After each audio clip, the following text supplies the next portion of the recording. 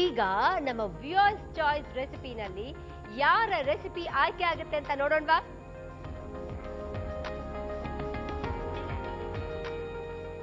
ಈ ರೆಸಿಪಿನ ಬರ್ದು ಕಳಿಸಿದ್ದಾರೆ ಮಂಡ್ಯ ಇಂದ ದೀಪಾ ಅವರು. ನಮಸ್ಕಾರ. ಇವತ್ತಿನ ಸ್ಪೆಷಾಲಿಟಿ ಏನಪ್ಪಾ ಅಂದ್ರೆ ಒಂದು ದಿಢೀರ್ ಅಂತ ಮಾಡುವಂತ ದಹಿ ಬಟಾಟಾ ಚಾಟ್ ಅಂತ ತೋರಿಸ್ತಾ ಇದ್ದೀನಿ. ಇದಕ್ಕೆ ಬೇಕಾಗಿರೋ ಸಾಮಗ್ರಿಗಳು: ಪಾನಿಪುರಿಯ ಪೂರಿಗಳು, ಬೇಯಿಸಿದಂಥ ಬಟಾಣಿ, ಅಚ್ಕಾರದ ಪುಡಿ, ಮೊಸರು, ಚೋಲೆ ಮಸಾಲ, ಈರುಳ್ಳಿ, ಬೇಯಿಸಿದ ಆಲೂಗಡ್ಡೆ, ಕೊತ್ತಂಬರಿ ಸೊಪ್ಪು, ಚಾಟ್ ಮಸಾಲ, ಸೇವ್ ಮತ್ತೆ ಉಪ್ಪು. ಮಾಡುವ ವಿಧಾನನೂ ಅಷ್ಟೇ ತುಂಬಾ ಸಿಂಪಲ್, ಚಟ್ ಫಟ್ ಅಂತ 5 ಮಿನಿಟ್ಸ್ ಅಲ್ಲಿ ಮಾಡುವಂತ ರುಚಿಕರವಾದ ಚಾಟ್ ಇದು. ಮೊದಲಿಗೆ ನಾವು ಮೊಸರನ್ನ ವಿಪ್ ಮಾಡ್ಕೋಬೇಕು. ಇಲ್ಲಿ ನಾವು ಆದಷ್ಟು ಹುಳಿ ಮೊಸರು ತಗೊಂಡೇನೆ. ಫ್ರೆಶ್ ಆಗಿ ರಾವತ್ ಮಾಡಿದಂಥ ಹೆಪ್ಪಾಕದಂತಹ ಸ್ವೀಟ್ ಮೊಸರನ್ನ ತಗೋಬೇಕು. ಮೊಸರಿನಲ್ಲಿ ನಮಗೆ ಹೆಚ್ಚಿನ ಪ್ರಮಾಣದಲ್ಲಿ ಕ್ಯಾಲ್ಸಿಯಂ ಸಿಗುತ್ತೆ ಮತ್ತು ದೇಹನ ತುಂಬ ಬೇಗ ತಂಪಾಗಿಸುತ್ತೆ ಇದು. ಈ ಮೊಸರು ಜೊತೆಯಲ್ಲಿ ನಾವು ದಾಸವಾಳದ ಎಲೆನ ತಲೆಗೆ ಹಾಕಿ ಹಚ್ಕೊತಾ ಬಂದರೆ ಕೂದಲು ಒಳ್ಳೆ ಗ್ಲೋ ಮತ್ತು ಶೈನ್ ಬರುತ್ತೆ. ಇವಾಗ ಇದಕ್ಕೆ ನಾವು ಉಪ್ಪು ಮತ್ತು ಅಚ್ಕಾರದ ಪುಡಿ ಸ್ವಲ್ಪ ಸ್ವಲ್ಪ ಹಾಕಿ ಮಿಕ್ಸ್ ಮಾಡಬೇಕು.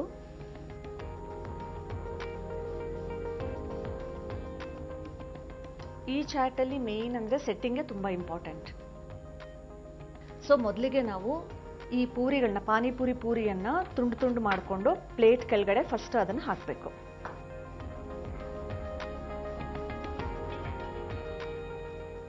ಒಂದು ಪ್ಲೇಟಿಗೆ ಸಾಮಾನ್ಯವಾಗಿ 4 ರಿಂದ 5 ಪೂರಿ ಹಿಡಿಸುತ್ತೆ. ಬರೀ ಇಷ್ಟೇ ಅಲ್ಲ, ಇದರಲ್ಲಿ ನಾವು ಮಸಾಲೆ ಪುರಿ ಸಹ ಮಾಡ್ಬೋದು. ಮಸಾಲೆ ಪುರಿಗಾದ್ರೆ ನಾವು ಬೇಯಿಸಿದ ಬಟಾಣಿ ಕಾಳಿಗೆ ಹಸಿ ಖಾರ ಉಪ್ಪು ಹಾಕಿ ಕರಿ ಥರ ಮಾಡ್ಕೋಬೇಕು. ಆ ಗ್ರೇವಿನ ಈ ಲೇಯರ್ ಮೇಲೆ ಹಾಕಬೇಕು. ಆದರೆ ಇಲ್ಲಿ ನಾನು ಬರೀ ಪ್ಲೇನ್ ಬಟಾಣಿ ಹಾಕ್ತಾ ಇದ್ದೀನಿ.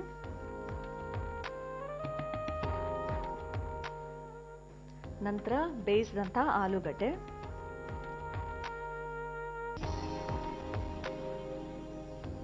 ಆ್ಯಕ್ಚುಲಿ ಈ ಚಾಟ್ ಬಂದ್ಬಿಟ್ಟು ಫೈರ್ಲೆಸ್ ಕುಕಿಂಗ್ ಅಂತಲೇ ಹೇಳ್ಬೋದು.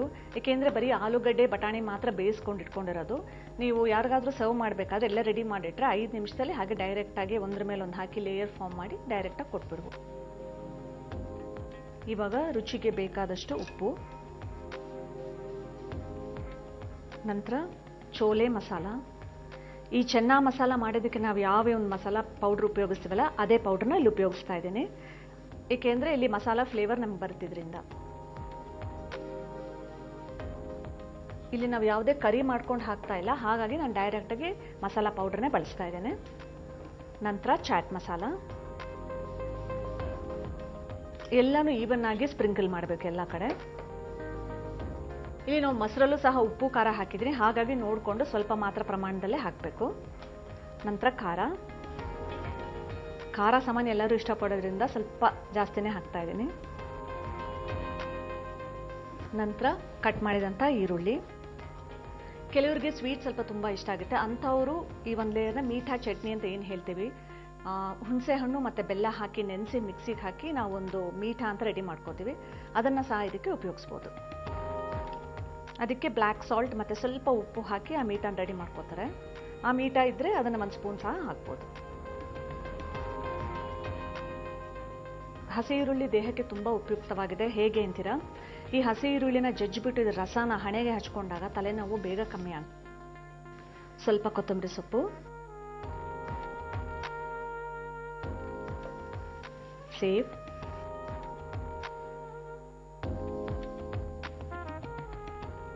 ಕೊನೆಯಲ್ಲಿ ಮೇಲೆ ನಾವು ಸಿದ್ಧವಾಗಿ ರೆಡಿ ಮಾಡಿ ಇಟ್ಕೊಂಡಂಥ ವಿಪ್ ಮಾಡಿದಂತಹ ಮೊಸರನ್ನ ಮೇಲೆ ಹಾಕಬೇಕು.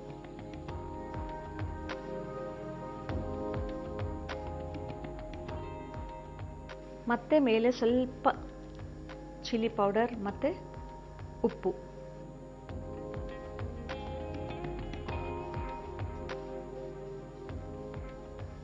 ನಂತರ ಅಲಂಕಾರಕ್ಕೆ ಕೊತ್ತಂಬರಿ ಸೊಪ್ಪು.